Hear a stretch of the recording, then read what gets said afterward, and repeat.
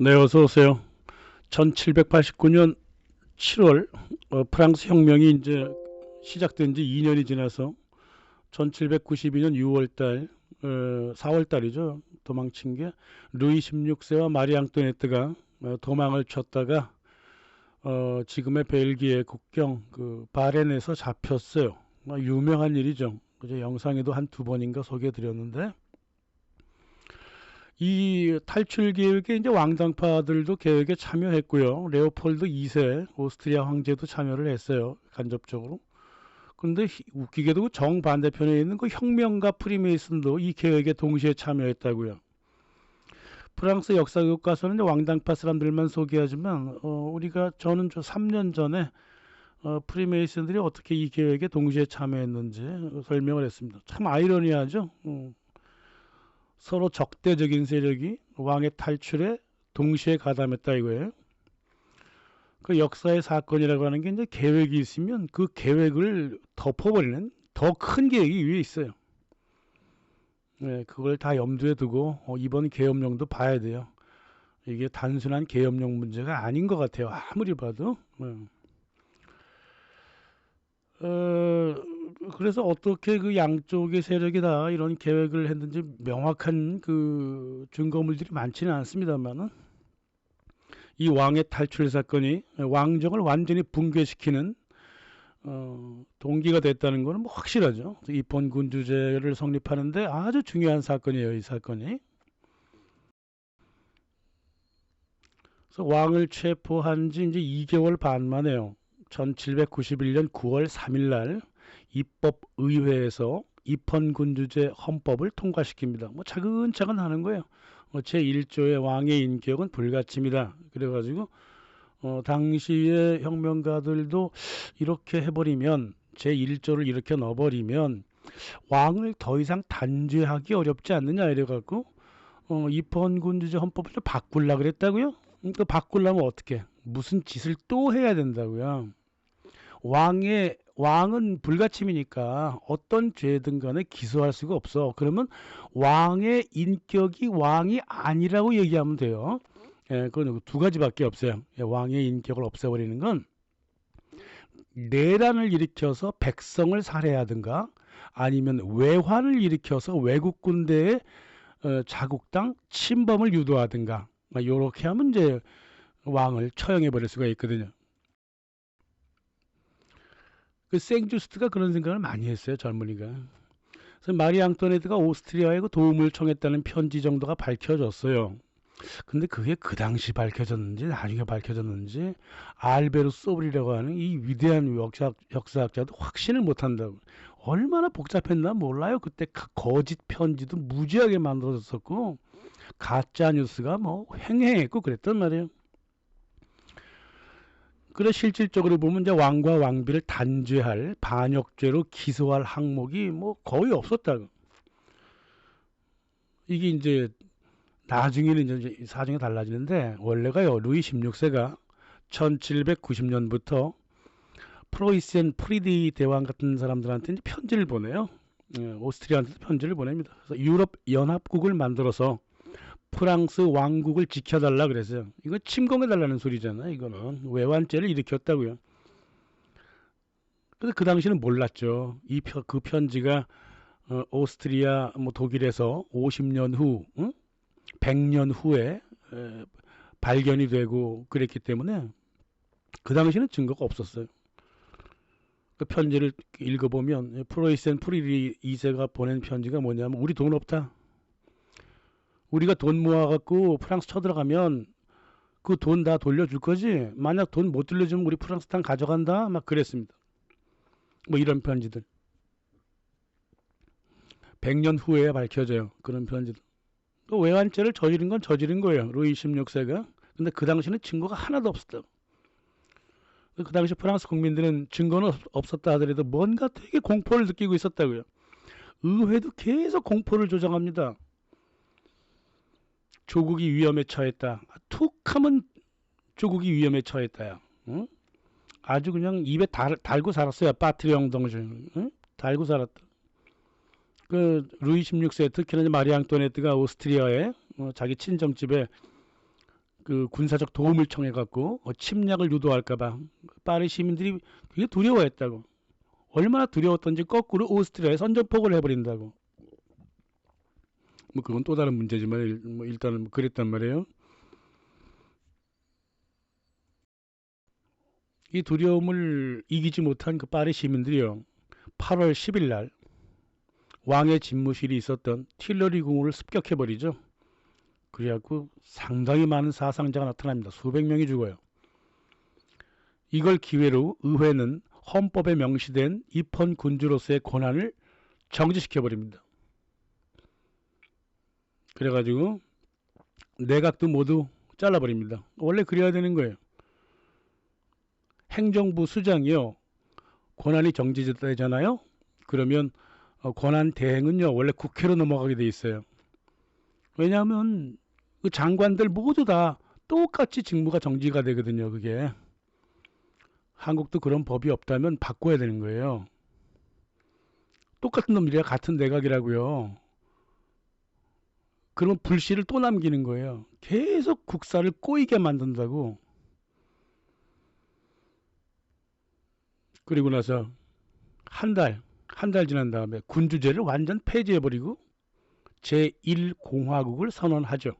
이렇게 차근차근 하나씩 사건을 만들어가서 차근차근 왕정을 완전 폐지해버리는 의회였다고요. 이제 남은 거는 이제 왕 하나만 죽이면 돼요. 자, 프랑스 혁명이 어떻게 일어납니까? 1789년 6월 달에 정구장에 모여가지고요. 이 평민 출신 대표들이 모여가지고 귀족들 200명 이상, 227 그렇죠? 227명. 그리고 성직자 221, 자기네들 500 이렇게 모여가지고 의회를 토탈 의회를 만들어내요. 이거 이제 왕으로서도 어쩔 수 없는 거예요. 뭐 평민만 참여했다면 뭐 상관없는데 뭐 저 근위대 불러다가 해산하라 그래도 해산 안 했잖아요. 해산은커녕 1789년 7월 14일 파리 민중봉기가 일어나죠. 바스티유 감옥을 습격해버립니다. 총 먼저 쏜 사람들은 파리 민중이에요. 바스티유 감옥 근위대들은 경비대는 총 안 쐈어요. 그 기획한 거잖아요. 그 기획이 끝나고 나서 그 한 달 후에 인권선언문 발표하고 의회 헌법 초안을 발표합니다.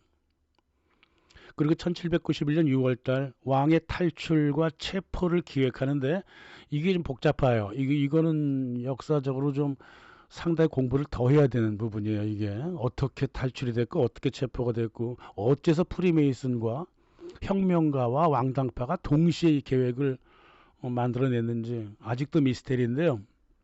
아무튼 이 왕의 탈출과 체포를 기회로 입헌군주제가 성립이 됩니다. 왕정은 이제 무너진 거예요. 절대왕정은. 그리고 1792년 8월달 파리 시민이 틸러리 궁을 습격합니다. 이것도 기획된 거예요. 조국이 위험에 처했다고.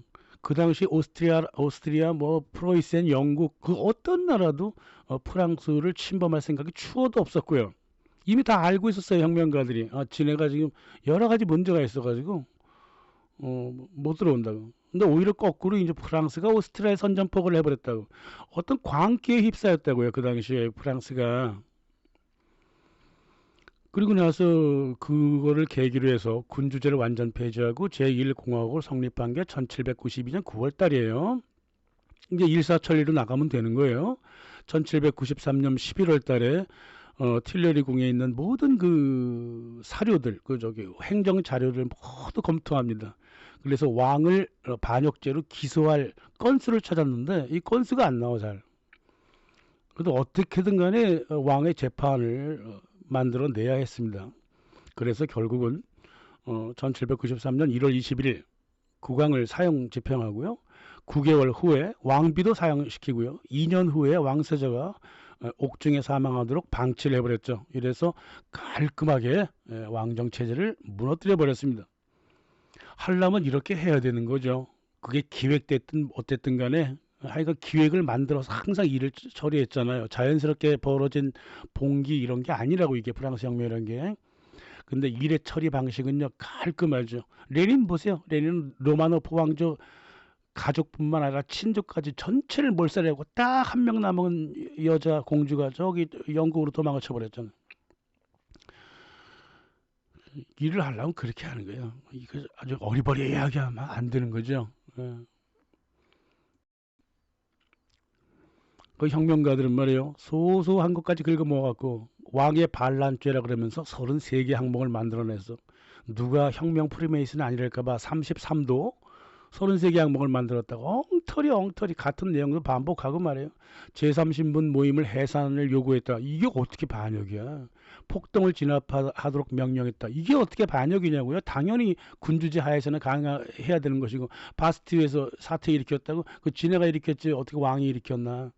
망명 공무원한테 월급 지불했다고 이것도 반역이라는 거예요. 갖다 붙일 게 없으니까 별걸 다 갖다 붙여요.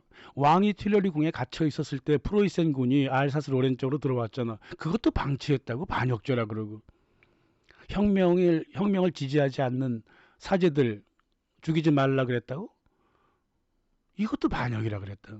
이런 엉터리 33개 중에 25개 이상이 죄다 엉터리였다고 말해요. 거꾸로 적반하장이라고. 입헌 군주제 하에서는 모두 합법이었고 그랬다고. 그러나 1792년 9월달 제1공화국 하에서는 당연히 불법이죠. 이거 역소추한 거야. 옛날 체제에서 만들어진 일을 새로운 체제에서 단죄한다는 게 말이 돼요? 그래도 한 4개 정도는 왕정 체제든 공화국 체제든 반역죄가 있긴 있어요. 그게 뭐냐면 다음과 같은 건데요. 의회를 해산하려고 군대를 동원한 거. 이거는 불법도 아니고요. 이게 언제나 이 군주제에서는 가능한 내용이거든요. 그러나 입헌 군주제에서는 가능할지 몰라도 민주공화국에서는 완벽한 내란죄 반역죄라고 이게 의회를 해산하려고 군대를 동원한 죄. 이건 뭐 그 군대를 동원한 건 아니다. 근위대를 동원했다. 뭐 이런 식으로 변명을 했지만 변호인단이 일단은 군대를 동원했으면 이건 반역죄다. 하지만 군주제에서는 가능하다 그 말이에요. 이거 죄다 군주제에서는 가능한 거예요. 죄다가 아니네.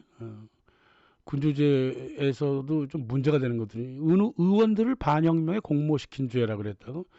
이거 말이 안 되죠. 입헌 군주제 하에서 의회에서는 40%가 왕당파였어요. 왕당파는 아니라 그래도 왕을 지지했다고. 그게 어떻게 반혁명으로 공모시켰다는 거예요. 민주공화정으로 봤을 때는 맞는 소리죠. 의회의 다수결이 결정한 바에 반기를 들어버리면 그게 반혁명이 되는 거예요. 그러니까 반역죄가 돼버린다고. 반역에 공모한 죄가 돼요. 시민과 군인들을 죽인 죄 이것도 저기 왕정체제 하에서나 민주공화정 하에서나 이거는 큰 죄가 돼버리죠. 그 루이 16세 변호인단은 그게 어떻게 죽인 죄냐. 서로 싸우다가 죽은 죄지. 하지만 민주공화정 하에서는 모든 책임은 수장한테 간다 그래가지고 또 억지를 또 그렇게 부렸어. 또 유럽국의 군사 개입 음모에 침묵한 죄 이거 진짜 반역죄죠. 예. 그러나 그 당시까지만 해도 왕과 왕비는 해외국 다른 나라 군사 개입을 요청한 적이 없었어요. 그 프로이센하고 오스트리아에서 왕실을 건드리면 우리는 가만히 있지 않겠다고 지네들이 말했지 루이 16세가 말한 건 아니거든. 근데 침묵했다고 죄라 그랬다는 거예요. 적극적으로 거부하지 않았다고 죄라 그랬다고. 다섯 번째가 이제 국군을 분열시킨 죄. 그래서 왕당파와 의회파로 나누어서 서로 싸우게 만들었으니까 이거 국군 분열시켰다. 이건 물론 이제 혁명하다 그렇게 된 거 아니야. 하지만 민주공화국 헌법에서는 100% 반역죄예요. 국군을 분열시켰다는 거는 내란을 일으킨 거랑 똑같은 거란 말이에요. 의회를 해산하려 군대를 동원한 죄. 의원들을 의회 결정에 반기에 들도록 공모시킨 죄. 시민들과 군인들을 총쏴 죽인 죄. 외국 군사 개입에 적극적으로 거부권 행사하지 않은 죄. 국군을 분열시킨 죄. 이 5개 항목 중에 하나만 들어도 사형이에요. 마리 앙뚜아네트가 4번째 항목에 걸려들었죠. 그래서 사형당한 겁니다.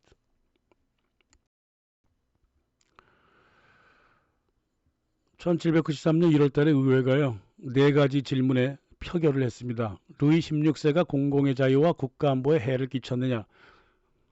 713명 의원 중에 642명이 찬성 그랬습니다. 이 결정은 국민투표에 붙일까? 뭐 그럴 필요 없다. 그냥 넘어가고. 3번째 질문. 왕을 사형시킬 것인가? 비밀투표했을 때 366명이 찬성했고 찬성표가 5표가 많았어. 호명투표할 때는 361. 찬성이 딱 1표 많았습니다. 나중에 이제 국회가 조금 좀 이상하니까 부재자 투표까지 합쳐갖고 26명을 더 추가시켰는데 이거는 잘못된 거예요. 일단은 찬성 1표로 통과돼 버렸습니다. 그 찬성했던 사람이 루이 16세 사촌이죠. 루이 오를레앙 공이 찬성표를 던졌어요. 그러면서 필립 오를레앙 자기 형 죽으라고 찬성표 던지면서 뭐라 그러는 줄 알아요? 저는 개인한테 충성하지 않습니다. 저는 조직에 충성합니다. 그랬습니다. 4번째 질문. 집행유예 없다. 380명이 반대표를 던져갖고 한 5일 지나갖고 6일 지났네. 6일 후에 이 결정 내리고 6일 후에 콩코드 광장에서 루이 16세 목을 잘라버립니다. 이제 왕비도 죽여야 돼요. 이 왕비의 그 판결은요, 왕비가 그래도 변호를 굉장히 잘했거든요. 그런데 판결은 뭐 좀 쓸데없는 소리 해놓고 좀 짧았어요. 공화국의 내전을 촉발하려는 음모에 가담했다. 이게 사형죄입니다. 내전을 촉발한 것도 아니야. 내전을 촉발하려고 하는 음모에 가담한 것이 분명하다. 공모만 해도 사형이다 그 말이에요. 그래서 마리 앙뚜아네트도 목이 잘려나가 버립니다. 그 당시 검사들은요, 명확한 증거도 없었고요. 변호인단의 항의가 빗발쳤습니다. 증거가 없다고 변호인단이 항변을 했던 거예요. 하지만 검사들이 제시했던 반역죄 항목에 대해서는 반대하지 않았습니다. 앞서 말한 그 5가지 항목, 특히나 4가지 항목. 검사들의 진술은 사실에 맞지도 않고 논리에 맞지도 않고 엉터리 진술, 증거도 없었지만 검사든 변호사든 루이 16세든 마리 앙뚜아네트든 검사가 들고 온 반역죄 항목에는 반대하지 않았다고 모두가 인정했어요.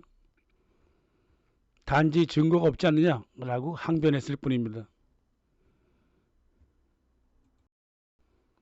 230년이 지난 지금 명백히 내란 반역 죄목을 아직도 이해하지 못하고 반역 죄목 자체를 거부하는 병자들이 한국에 있다고 말해요.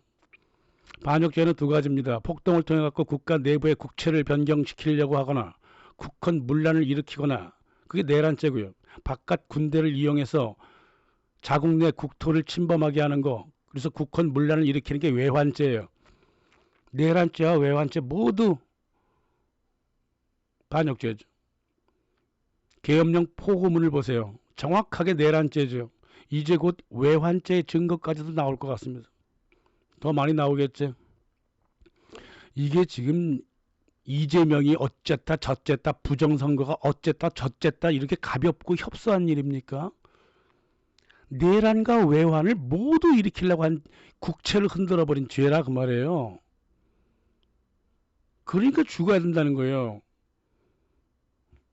이게 좌우의 문제도 아니고 여당 야당 문제가 아니라니까 어째 그렇게 눈이 정치계, 그 협소한 정치계로 들어갔냐고. 이 국가 전체 체제를 보질 않고.